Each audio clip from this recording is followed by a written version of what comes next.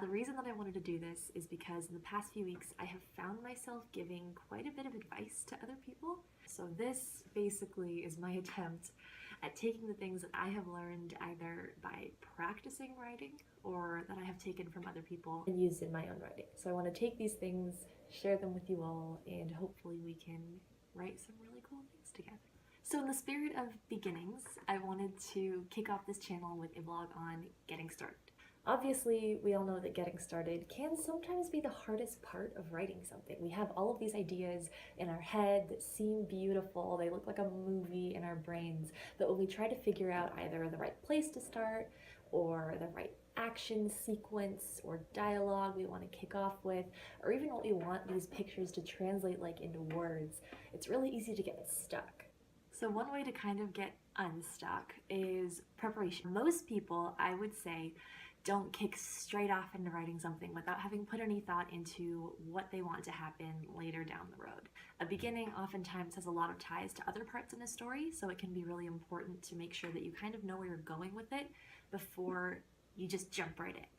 So I wanted to talk a little bit about my process in terms of brainstorming, outlining, all of those fun things.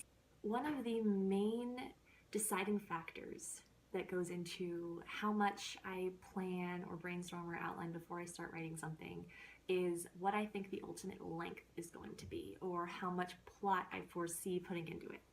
So for one of the pieces that I'm writing right now, I anticipate that it will be longer than 50,000 words.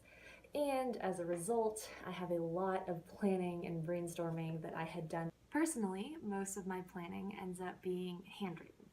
The reason for this is because when I get typing, a lot of the times I can get very long-winded, which is fun and it works for planning sometimes, but a lot of the times it's easier for me to just get to the point. And also I tend to feel more creative when I'm handwriting in the really beginning processes of writing something. So I wanted to show you guys some of the things that I have done in the past. I don't have any one method that I use to plan things, so bear with me, this is kind of disorganized. So sometimes if I have a world that I'm trying to build from scratch, which happens fairly often, it's a lot of work, but it's also super fun. So sometimes I'll draw it out.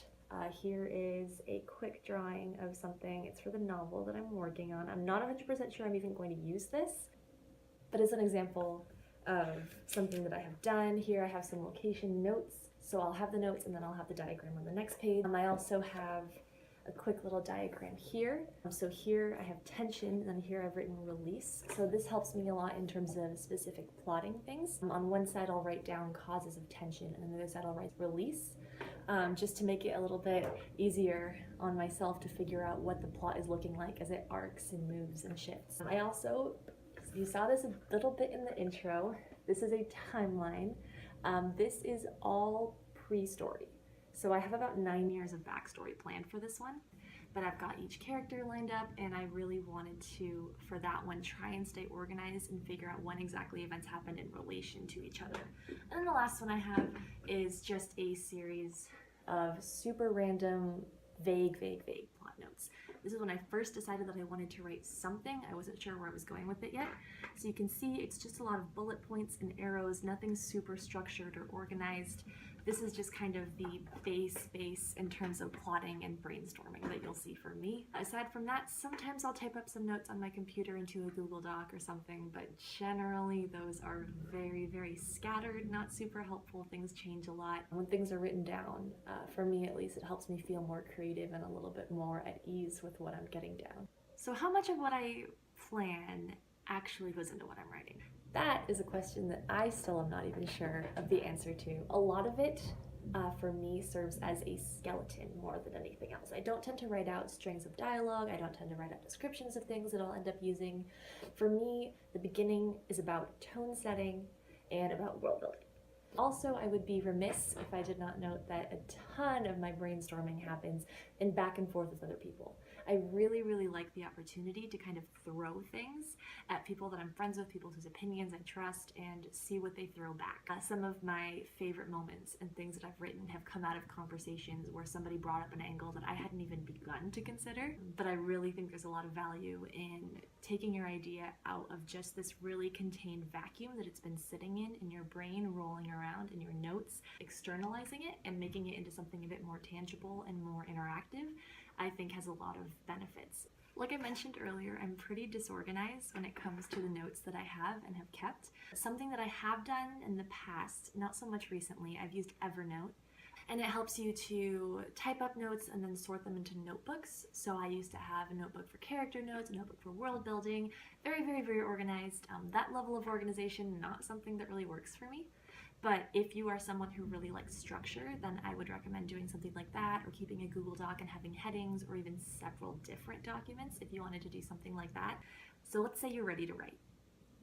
Where do you start? I wanted to share some tips in terms of the way that I write and the way that I like to start things. So here are just a few ways that I kick off.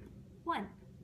Bizarre dialogue. Something completely unexpected that makes the reader sit back in their chair, wide eyes, confused expression. What are they talking about? Sometimes a totally normal, run-of-the-mill conversation gets sidetracked by a non sequitur.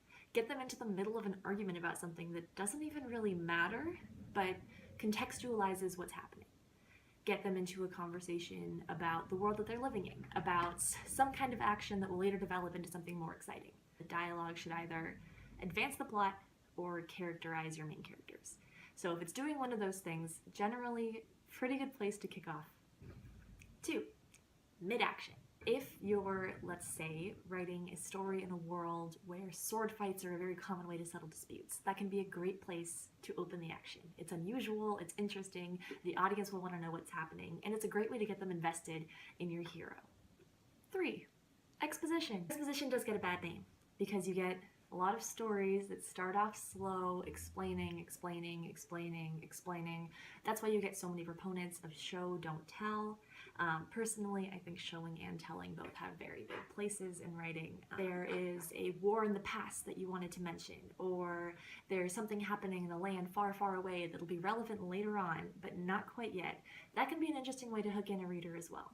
And finally, 4, something that I like to do a lot is just putting down a very blunt statement.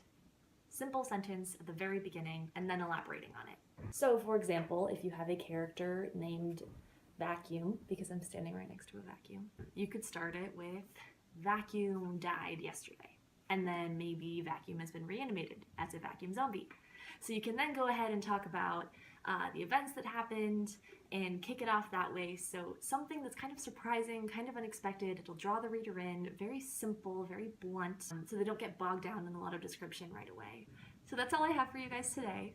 Thank you for watching this. If you did, I very much appreciate it. I hope this was in any way even remotely helpful. If you have any follow-up questions, or if you have a different question about a different topic that you want me to bring up in a later vlog, please don't hesitate to let me know. And good luck in all of your writing endeavors.